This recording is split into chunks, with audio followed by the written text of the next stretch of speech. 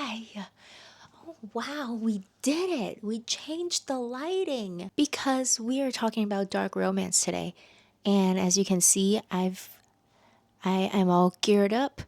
And of course, Lulu is blocking my light. I've got my earrings on, I got my necklace on. I needed a cross on today because we are going to be talking about some unholy stuff today. I got my Pandora bracelet. I'm all decked out. Today we are going to be reviewing a dark retelling of Cinderella. Instead of 2 stepsisters, we have 4 stepbrothers. Oh.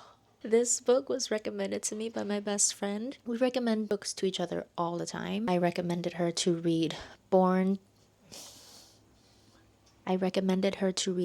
Darkly Madly Duet by Trisha Wolfe. I read it in January and I loved it, and I suggested it to her. She ate it up in, I think, within a week. I loved that duet. If you like dark romance or a Joker and Harley Quinn fan, definitely read The Darkly Madly Duet by Trisha Wolfe because it is so delicious. Anyway, we are going to be reviewing Rosa Lee's Tarnished Embers. Our FMC's name is Ember. We have 4 stepbrothers: Prince, not his real name, Cass, Oct, and Kit. Kit and Oct are twins. And mind you, there will be swords crossing in this book. So if that's your thing, it's in there. The spice is spicing. It's got really good spice. It's a good thing I'm wearing my cross. Anyway, what are you looking at? Like a typical Cinderella story, in the beginning of the book, we start off with the mom already not in the picture, and it's been 5 years since her passing. No. After her mom passes away, her dad, Richard, becomes very isolated from Ember. She pours all of his time into his business, and because of that, they became quite wealthy. Now, one day when Ember comes home, she finds her dad. Rude. Every time I film something, there's always a plane. Every single video. You just don't know because I cut it out, but you're gonna find out today.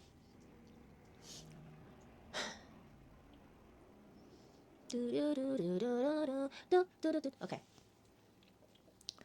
One day she comes home from school and she finds her dad. And her dad is like, listen, Ember, I have to tell you something. And he's all excited, and Ember got excited too. She's like, ooh, what are you going to tell me? But Richard is not alone. Richard is with a woman. She's beautiful. Her name is Odette.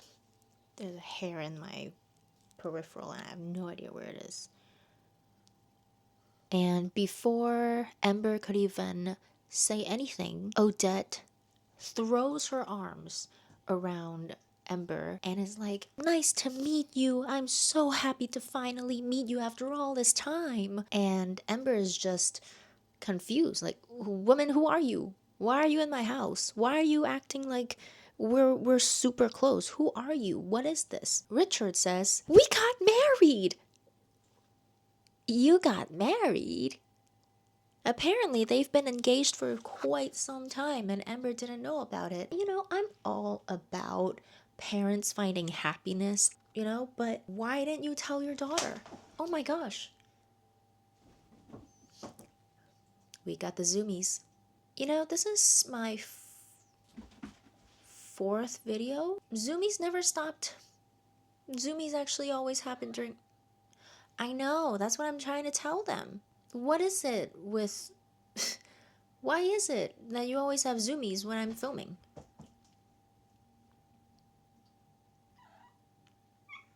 Hey, do you want to go outside? No, she just wants to play. I can't play with you right now. While Ember is just trying to process all of this information, 4 hot guys just stroll in, okay? And Ember's just like, wow, they're so hot, but oh my gosh, who are these strangers walking into my house? Cass introduces himself, then Octavius, then Kit, Christopher, then Prince. He makes it such a big deal as to why he doesn't want to tell Ember his name, and I'm like, your name isn't even bad. Why are you tripping? I'm not gonna tell you his name. If you want to find out what his name is, you need to read the book. Now, remember when I told you her dad made a lot of money through his business? Yeah, well, now they live in a mansion. Ember has her entire wing to herself. So Odette was like, how about the boys live on your side of the wing? And Ember's just like, what can I say? You're already intruding my life. Sure, intrude my private space too on my side of the wing. Of course, Ember does not say that. She's very nice. And she's just like, okay, yeah, sure. You know this is gonna happen. Come on. You can't be up there. So she starts taking the boys up to their room and everything. Mind you, this whole time, her dad barely paid attention to Ember. He said that they got married and that the boys will be living with us and just take care of them. Oh, and also, baby. And to bring the boys to their room. That's all he said. He's just making googly eyes at Odette, and Ember's just like, I need to get away from this because this is all very nauseating. I know. So the boys and Odette, they move in, and that is pretty much Ember's beginning of having four very hot, very sexy, and just four beasts, and a wicked stepmother, because you can't be a Cinderella story without a wicked stepmother. As the four stepbrothers are living with Ember, they are attending to her every need. And when I say every need, you can use your imagination. They nasty about it too. It also doesn't help that Odette and Richard are always out. You know, they're either out all night, going on a honeymoon cruise. Miss Ma'am.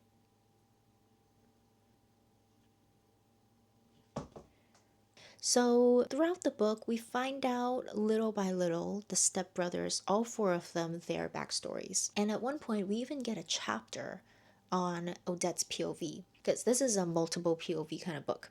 With the boys' backstories, we pretty much find out that Prince is Odette's biological son.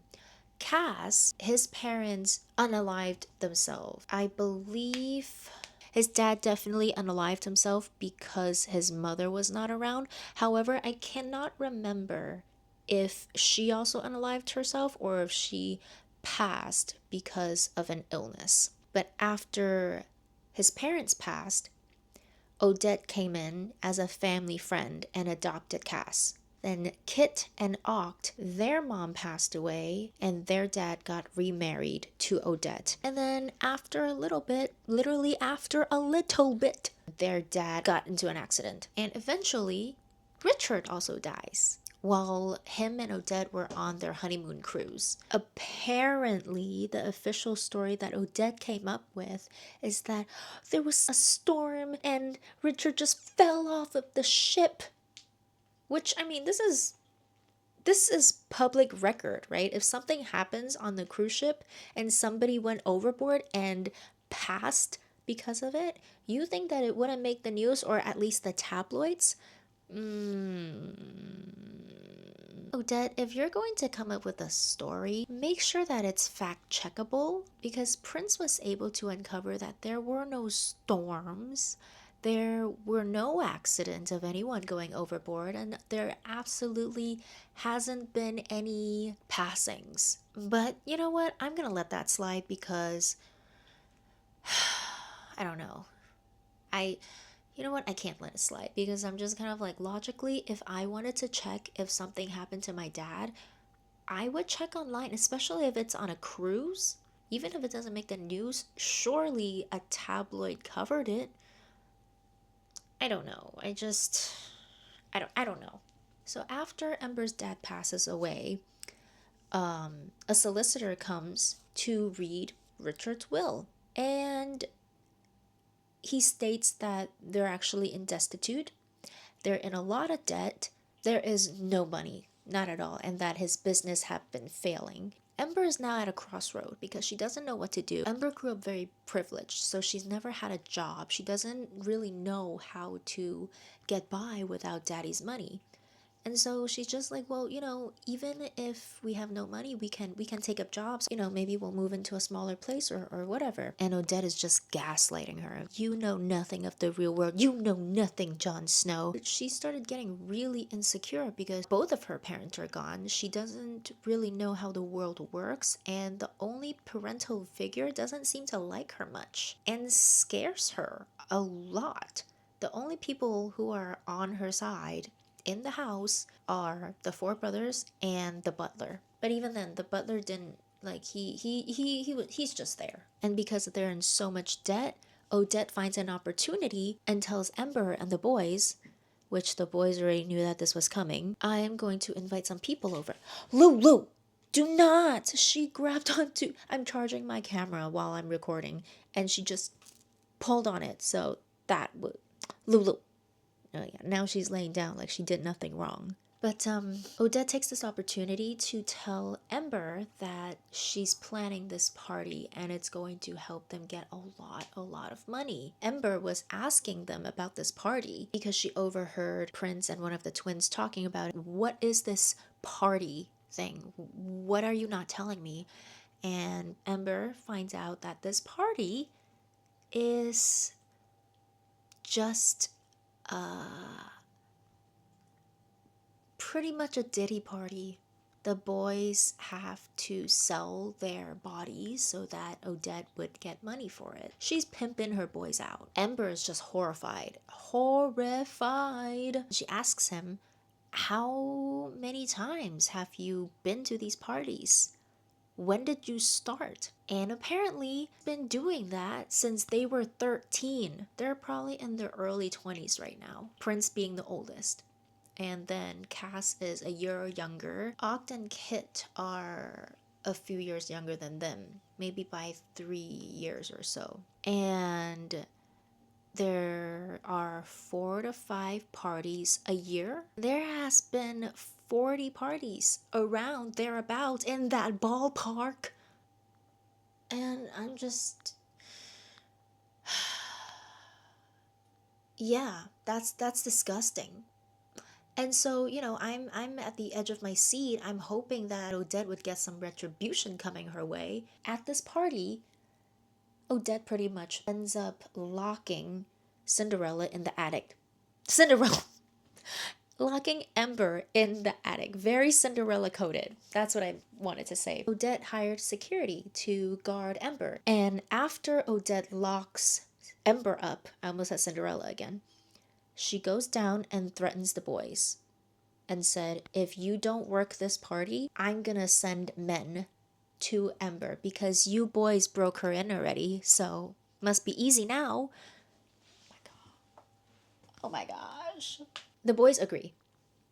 They said, okay, we'll work this party. Don't bring Ember into this. Please just keep her safe. Of course, Odette, being the nasty human being that she is, she doesn't keep her word and ends up bringing 4 men up to her room, and you know what happened. You know what happened. I felt very unprepared for this scene. Rosa Lee didn't write anything graphic about the essay that happened. She didn't write that for the boys either. She just kind of glossed over it. I felt like a lot of books that I've read, except for Hunting Adeline. You know where I'm going with this. I don't know if you know where I'm going with this. A lot of books that I've read, whenever there's something really bad happening, their man or men always come to save the day. So I was not expecting the essay to go through. I was expecting at least one of the boys to come busting down the door and getting Ember out. But that didn't happen. And when I read that part, my mind just got taken back to Hunting Adeline. It's not as bad as Hunting, because in Hunting Adeline, you see what's happening to Adeline. It has the culling on top of the essay, and then also the human trafficking part of the story. It was a lot. This is not up there with Hunting, but it's the fact that it reminded me of Hunting Adeline is crazy. Anyway, after Ember wakes up, she knows that Odette is using her as leverage to control the four boys. And so she made the executive decision to unalive herself, or attempt to, until Cass came to save her. Cass was scaling the building. When Cass found Ember, he made a lot of noise and commotion and started yelling for the people to unlock the door and to open the door, and the guards were like, what the fuck? When they opened the door, Cass just busted out with Ember in his arms and just started calling for Prince and Oct and Kit, and for them to call the police. They get to the hospital and a male doctor comes in to check on her, and one of the boys asks him, where's the police? The police, it's an attempted unaliving. We don't need the law involved. Need psychiatric care for her, but there's no need to involve the law. Me and the guys were just like, are you kidding? Do you see the cuts that are on her body, and all the bruises and all the marks on her body? They were in shock with how little the doctor seemed to care, or maybe he was bribed by Odette to not say anything. Later on, a female doctor was brought on to check on Ember instead of the male doctor, because the male doctor obviously didn't believe that she was essayed. After the male doctor left, Prince gets a phone call because he hired somebody from a secret society to uncover what the heck happened to all of the brothers' dads and also Ember's dad. The society, it's called the Fallen. The person who's calling him, his name's Lucifer. Lucifer pretty much tells Prince to meet him and two other guys at a park at 10 p.m. Cass volunteers to go with him, and they pretty much find out that yes, Odette has been burying all the dad's deaths. Also, remember the will that I told you about that Richard left? Well, they are not in destitute. They don't have any debt. In fact, Richard's business was doing very well, and Ember was declared his sole heir. So Ember is a really rich lady. She's very, very wealthy right now. So the good news is that they have money. Bad news is that they went through all of that, the trauma, for nothing. Ember went through all of that for nothing. The boys went through all of that again for nothing. Back at the hospital, Ember finally wakes up with the twins by her side. Eventually, Prince and Cass come back too, and Prince tells everyone of what he found out, and they just vow to make Odette pay. Finally, on the last day Ember was going to get discharged, the female doctor says, you can go home to recover. I don't know what strings Odette pulled, but now Ember, instead of getting discharged to go home, she's getting sent to a mental health center called Serene Haven, which obviously the boys are pissed because they're just like, you said that she can go home, why are you changing your mind? Like I said, I don't know what strings Odette pulled, but in order to not cause any more problem or scenes, Ember decides to go to the mental health center. After the boys and Ember part way, they go home. The boys go home. And of course, who's waiting for them? You know, it's freaking Odette. Odette is waiting for them on the second floor. They go up there to meet their stepmother, or in Prince's case, mother. And they're just telling Odette that you're gonna pay. You're going to pay for what you did to Ember, to us, to our dads. And Odette is just like, her eyes were just blown wide open. How did you know about that? I'm just thinking, if I was one of the boys. This doesn't include Prince, because Prince has always had an inkling that his mother was behind all of these deaths, whether it's directly or indirectly. He doesn't know. That's why he hired the Fallen to find out for him. But my brain, when I was reading this part, is even before we find out that Odette was behind everything, I'm just kind of thinking, why didn't the boys pick up on this? Even if they never suspected before Ember, by the time Richard dies, wouldn't you have a feeling that something is suspicious? This never crossed their minds, because obviously when Prince told everybody in the hospital room about what Odette did, the twins are just like, what? I don't know. I just find it a little bit unbelievable that all the boys except for Prince were kind of clueless. But Prince threatens to leave Odette and just for the cops to come get her and put her away. Odette was trying to tussle with Prince, trying to hold him back from leaving, and Prince brushes her arm away and she stumbles back, falls off the railing on the second floor, and becomes skewered by a statue. And that's how her life ends. Very anticlimactic. In Serene Haven, Ember reconnected with a friend back from high school or college. Is her name Iris? I don't remember. Yeah, Iris. I believe Iris has her own book. Tarnished Ember is part of a series, but they're interconnected standalones. And I believe Iris has a book. But she reconnected with Iris when she was in Serene Haven. They start sharing stories and they want to keep their friendship alive. We're gonna fast forward to the part where she can go home. The boys figured that she wouldn't want to go back to the mansion because so much has happened there. They don't want to get her re-traumatized, and so they got her a new home because she is rich now. And they decided to christen their new home. Then after that, they were talking about how they want to get revenge for Ember, and Ember is just very much on board. Also, Lucifer from Fallen, he found out all four identities of the guys, which one of them is a judge, a very well-loved, renowned judge, and he's doing these nasty stuff. They end up recruiting Iris's lovers to help track down the four disgusting men. They are being held in a house.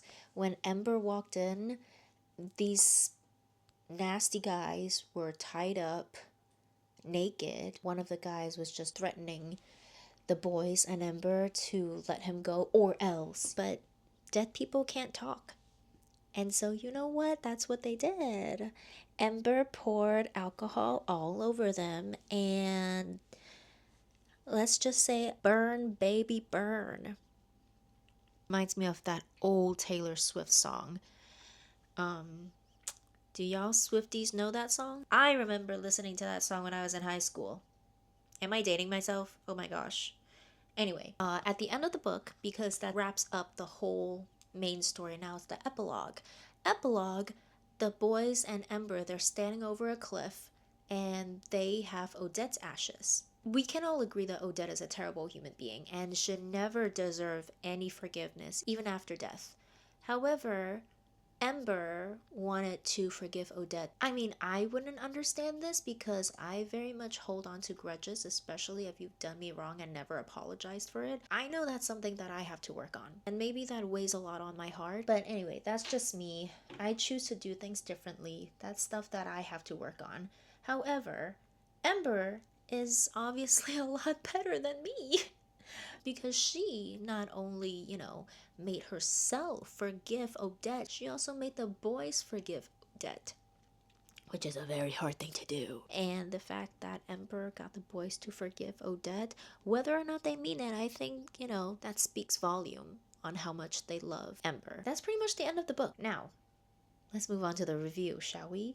Spice, absolutely delicious. The group scene, chef's kiss. The other spicy scenes, they were 5 stars, okay? However, plot, I was eating up the plot genuinely until Odette died. Because I have my phone right here, I have the Kindle app right here. I just need to show you let's see, what chapter is this? Because I found the chapter. Chapter 33 is where Odette died. Not including the epilogue, there's 39 chapters. So right after Odette died, I mentally checked out. I had to force myself to reread the last 6 chapters. 7 if you count the epilogue. I was just so disappointed. It was so anticlimactic. Because what do you mean she fell off a balcony and just got speared? for all the things that she did, the fact that she pimped her own son out at 13 and then a year later pimped Cass out at 13 and then a few years later pimped the twins out at 13. And on top of that, she directly caused Ember to get essayed in a very violent and gruesome manner. When I got to that chapter, I paused the audio because I was doing immersive reading and I texted my best friend. I was not happy. I was just screaming at her the whole time. And I was just like, just like that? What the fuck? I was so angry. The punishment does not meet the crime. It should have been a lot more gruesome.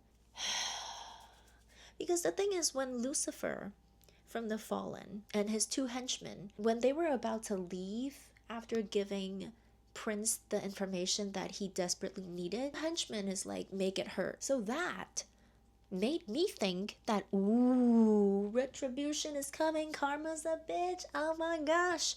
Ain't no retribution came. She slipped. That's it. I'm so mad. Oh my gosh. I'm mad just thinking about it all over again. And the four men? Okay, well, they got singed. Like crispy pork. But again, the punishment does not fit the crime. I feel like they should have gotten the same treatment as Ember, if not worse. I don't know. I felt like my expectations were like this because the plot, it was climbing, and then when a climax hit, it fell flat. The revenge was very lukewarm. I do love all of the relationships between the four boys, and it feels so wrong calling them boys for some reason now.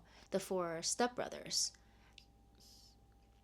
Not that that's any better, but at least they're not boys. But I love the relationship between Prince and Cass and the twins. Of course, I love their relationship with Ember too because they're very protective of her, and who doesn't like a protector, right? But even more so, I love the guys' relationship with each other. Not just the tension between them, but how supportive they are of each other and how much they love each other. Of course, they're all trauma bonded, but the relationship that you have from trauma bonding is one of the strongest that I've ever seen because you can relate to each other and you know exactly what the other person need in order to get through the moment. I do have a favorite character. He is obviously one of the stepbrothers. It's Cass. I have such a soft spot for him. I think he's so precious. He's the first stepbrother to introduce himself to Ember in the very beginning of the book, and he was the first person that Ember said I love you to, and he feels like a big teddy bear. Whenever Cass is in the room, I feel me, the reader, Vivian, not Ember, I feel relieved because I'm just like, oh, he's here. Okay, I don't have to be scared anymore.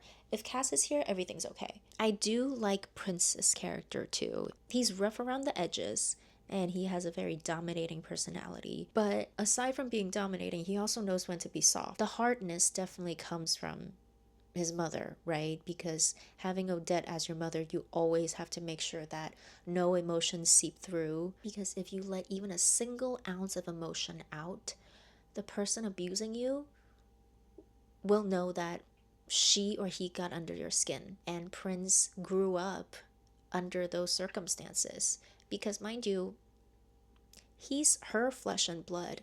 So he's been with her since the moment he was born. So obviously he would want to be the one who's domineering. And on the other side, he does have Cass, Oct, and Kit to care for, and now Ember.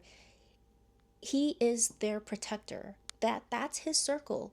Unless you're in his circle, don't expect him to show an ounce of emotion. I've met people to where you just think they're the most cold-hearted people, but the moment they're around their circle, they start coming out more. Their personality, their smiles, their real smiles come out. I do really like Prince's character, but I like Cass's the most. I think Kit and Oct were a little bit neglected. I do know their backstory, but compared to Cass and especially Prince, the twins were being overlooked a lot, I feel like, especially Kit, because I think out of all four guys, he has the least amount of POV chapters or portions in the book. And I don't know, I wish that we get a little bit more from their psyche. I don't know, I wish I could see a little bit more of the twins. We saw a lot from Ember, Prince, and Cass and Oct, but Kit, I could use a little bit more Kit. You know what's funny is the five of them remind me of s'mores. The twins are the graham crackers. Prince and Cass are the chocolate because they're so delicious and decadent. Ember is the roasted marshmallow.